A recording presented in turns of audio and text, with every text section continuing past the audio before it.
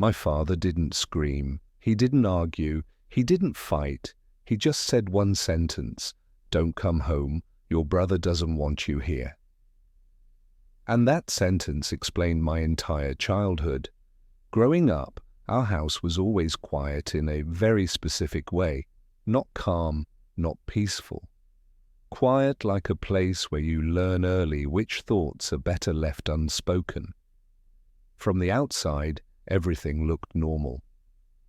My parents worked hard. They spent long hours away from home, traveling for work, coming back exhausted and focused only on keeping things functional. Food was always on the table. Bills were paid. There were no obvious signs of chaos. To most people, we looked like a family that had everything under control. My father believed that providing was the same thing as caring. He believed discipline was a form of love, and silence, in his mind, was respect. Affection was never discussed. Emotions were never named. Needs were assumed to be weaknesses. I learned very early that there were rules in our house that were never written down. Rules you were expected to understand without explanation. One of those rules became clear before I was old enough to question it. My brother and I were not equal. My younger brother never had to earn approval. He was allowed to exist exactly as he was. He looked like my father, spoke like him, moved like him. That resemblance mattered more than effort, more than results, more than responsibility. I didn't have that. When I was still a child, responsibility was already assigned to me. Not small responsibilities meant to teach discipline, real work, physical work, work that adults were supposed to do. If something needed to be carried, I carried it. If something needed fixing, I was there. If something went wrong, it was assumed to be my fault. My brother was always too young, too tired, too sensitive. That excuse followed him for years. At first, I didn't question it. I thought that was simply how families worked. When I started earning money as a teenager, I believed it would finally give me some independence. I believed it would mean something. I was wrong. My father decided the money wasn't really mine. He said he would manage it for me. He said I wasn't responsible enough yet. He said he knew better. I trusted him. I was a child. Every paycheck passed through his hands. Every expense had to be explained. Nothing belonged to me without permission. At the same time, my future was already being planned for me. My father wanted me to follow a military path, not because it suited me, but because it suited his idea of who I should be. Strong, disciplined, obedient. I paid for my own preparation, private tutors, extra lessons, transportation. I never asked for help. I never expected support. My brother never had to do any of that. I studied hard. I trained. I followed instructions. I did what was expected. But at some point, I understood something my father never accepted. A path chosen under pressure is not a choice. When I finally said I wouldn't continue, nothing exploded. There was no argument, no shouting. Something colder happened instead. From that moment on, I was no longer a son with potential. I became a disappointment who still owed something. There were periods when I worked illegally. Not because I wanted to, because my parents decided I should.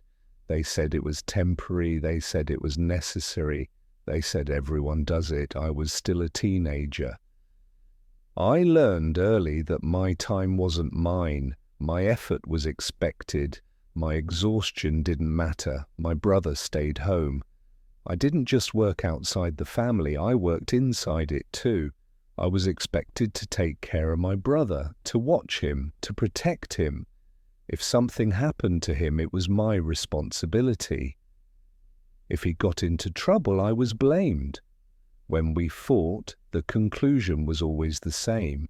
I was older, so I was guilty. No questions, no context, no discussion. Humiliation didn't arrive all at once. It accumulated slowly. Small comments, dismissive looks, comparisons disguised as advice. Why can't you be more like your brother? Why don't you understand? Why do you always complicate things? My brother didn't finish school. He didn't work. He didn't plan. My father said he needed time. I never did. Whenever my brother wanted something, my parents found a way. Money appeared, support was offered, excuses were made. Whenever I needed something, I was reminded of what I owed. Everything came with conditions, everything came with expectations. Over time, conversations stopped being conversations. They turned into transactions. My father didn't ask how I was doing. He asked what I could contribute. Emotion slowly disappeared. Expectation remained. My brother stayed home. At 23, nothing had changed. No degree, no job, no independence. Still protected, still chosen. I was no longer welcome unless I was useful. I tried to keep distance. I tried to build something on my own.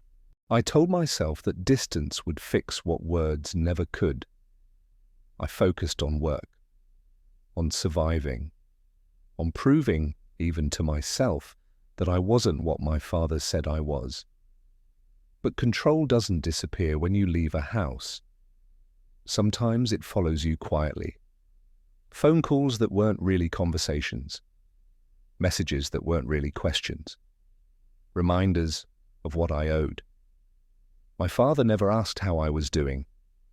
He asked when I would help again, when I would send money, when I would come back and do what was expected. My brother never had those conversations.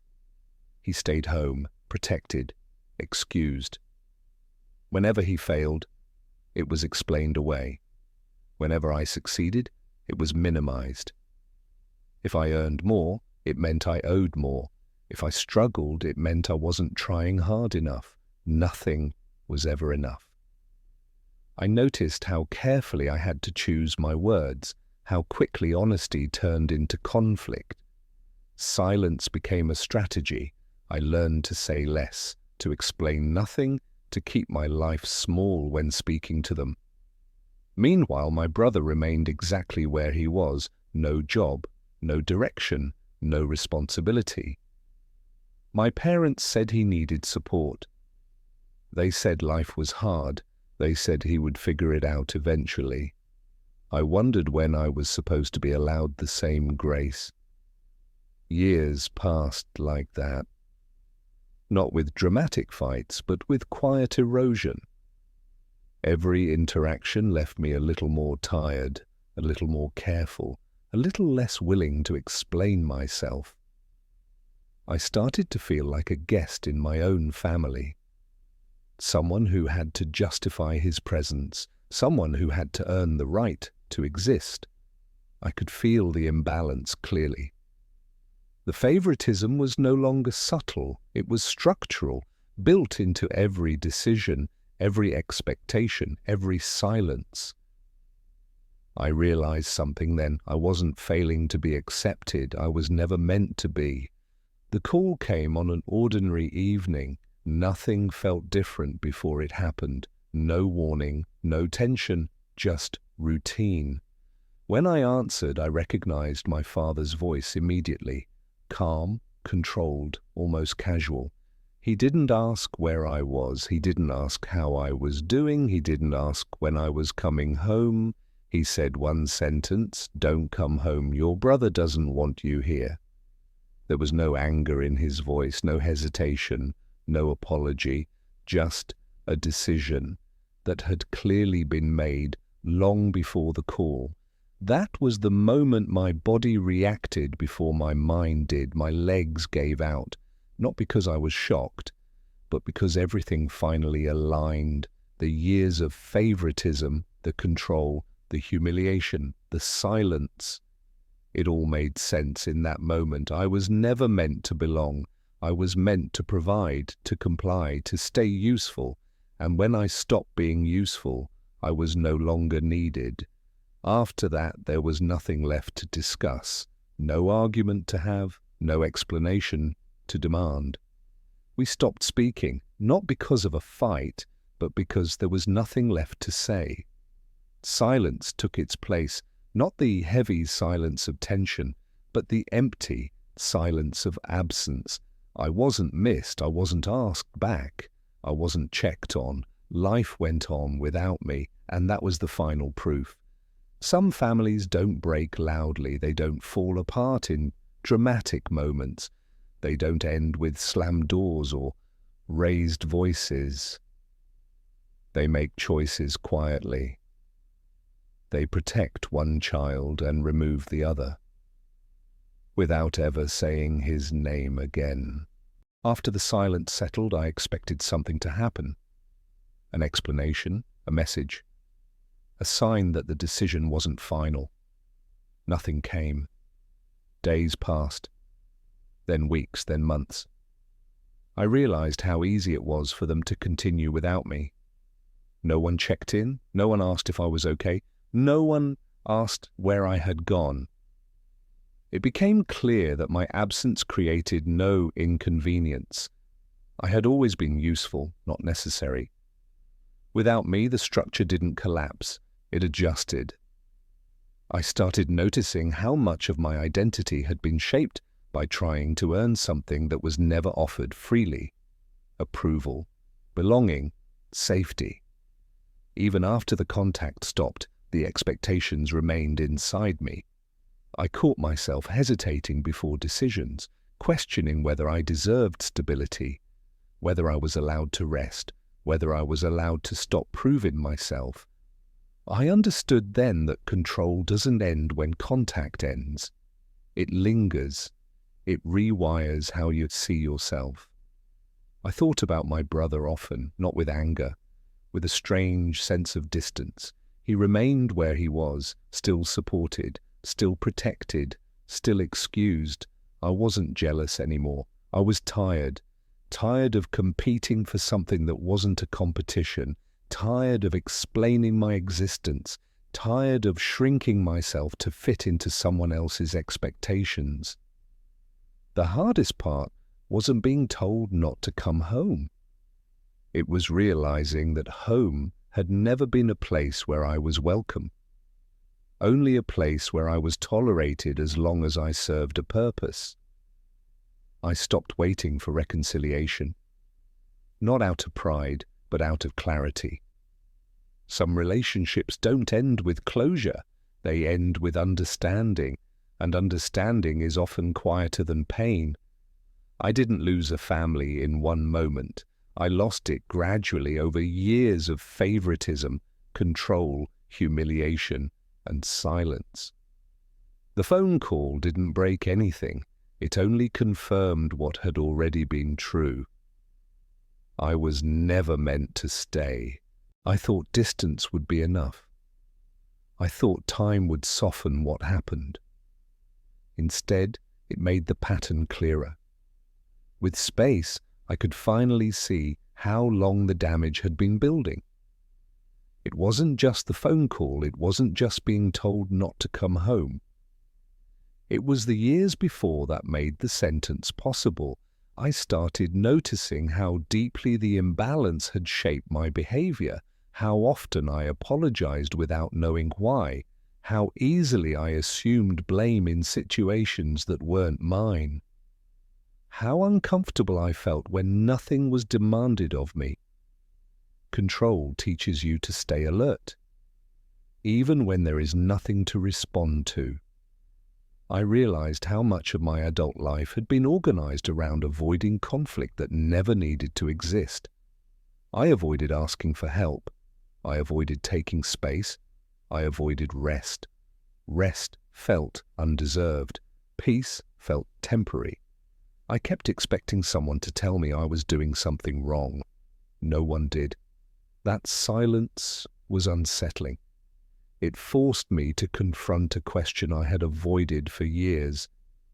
Who was I without someone judging me, without someone measuring my value, without someone keeping score?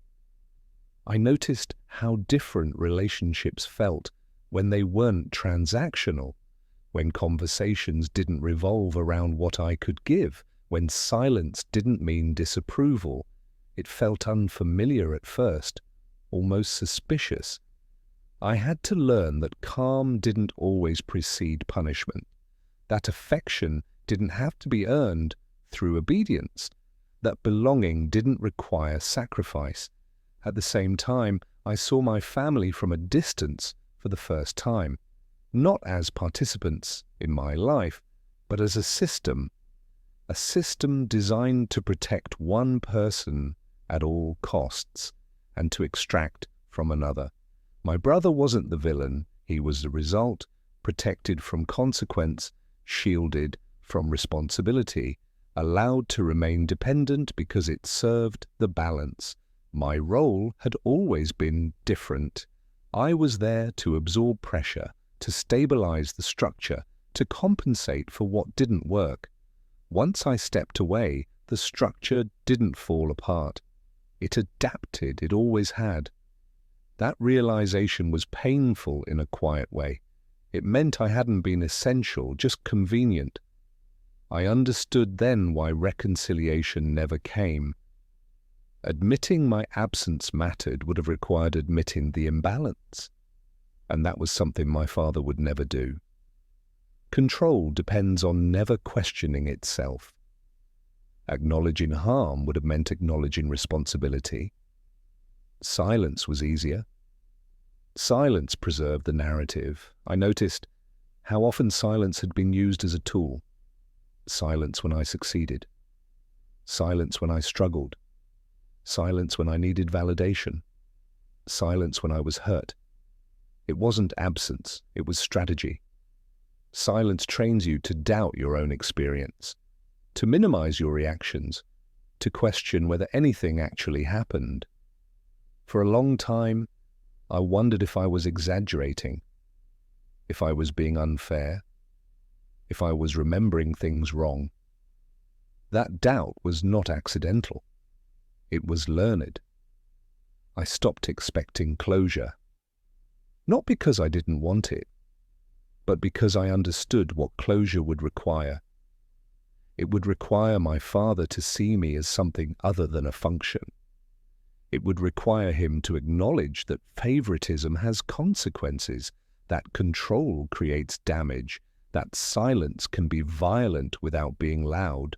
None of that was likely to happen.